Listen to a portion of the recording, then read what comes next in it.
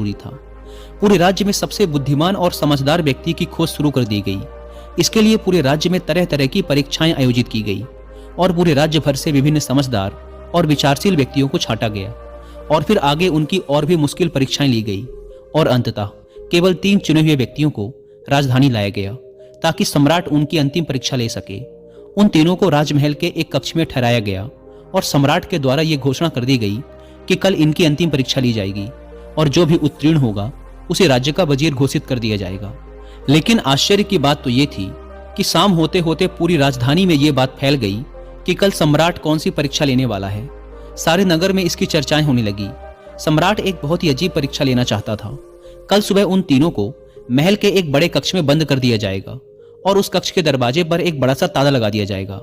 वह ताला उस राज्य के गणितज्ञों, कारीगरों और इंजीनियरों ने मिलकर बनाया था। उस ताले पर कोई चाबी नहीं लगती थी।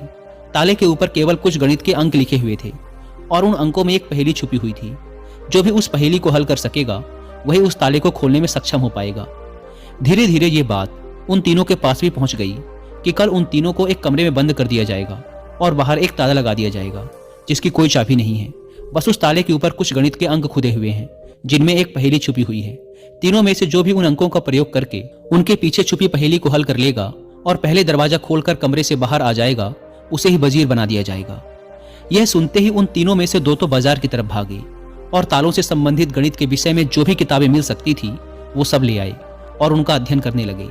लेकिन उनमें से जो तीसरा था वो सबसे अजीब था। वो ना तो कहीं गया, ना ही कोई किताब लाया और अंधेरा होते ही उड़कर सो गया। बाकी 2 ने सोचा कि शायद डर के मारे इसने परीक्षा में ना बैठने का निर्णय कर लिया है या शायद इसे भरोसा नहीं है कि जो खबर उड़ी है वो सही है।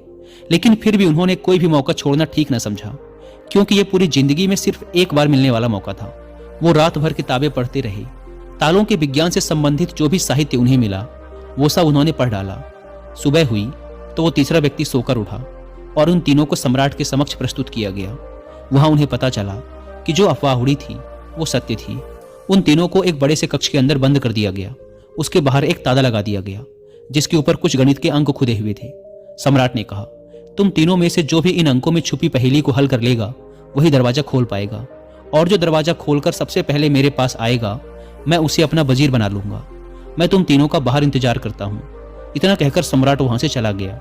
वो 2 व्यक्ति जिन्होंने रात भर पढ़ाई की थी अपने वस्त्रों में कुछ किताबें छिपाकर ले आए थे। दरवाजा बंद होते ही उन्होंने वो किताबें बाहर निकाली और ताले पर लिखे नंबरों को एक कागज पर लिखकर उनके हल खोजने शुरू कर दिए।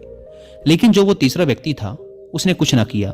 वह अपनी आंखें बंद करके कमरे के एक कोने पर शांति से बैठ गया। उसे बैठा देखकर वो दोनों हंसे और तंज कसते हुए कहा, क्यों, हार मान गए क्या? कुछ करो तभी तो कुछ होगा। उन्हें लगा जैसे उसने हार मान ली है। वह डर गया है और अब वह कुछ भी प्रयास नहीं करना चाहता।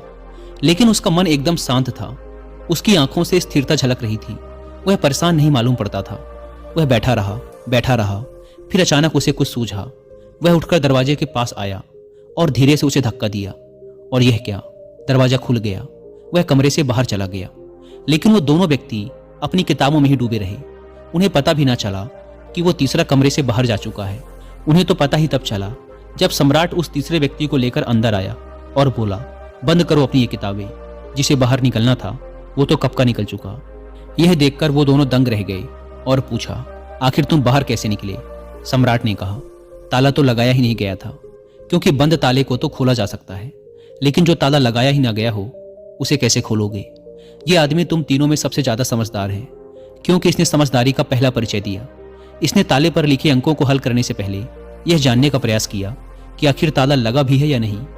वही आदमी असल में सबसे ज्यादा समझदार है जो किसी भी समस्या को हल करने से पहले यह देख ले कि जिसे वो हल करने जा रहा है वो असल में समस्या है भी या नहीं। तो यह आदमी हमारे राज्य का सबसे समझदार व्यक्ति है। हम इसे अपना वजीर नियुक्त करते हैं। तो दोस्तों, इस कहानी से सीखने वाली बात यही है कि जब भी हमें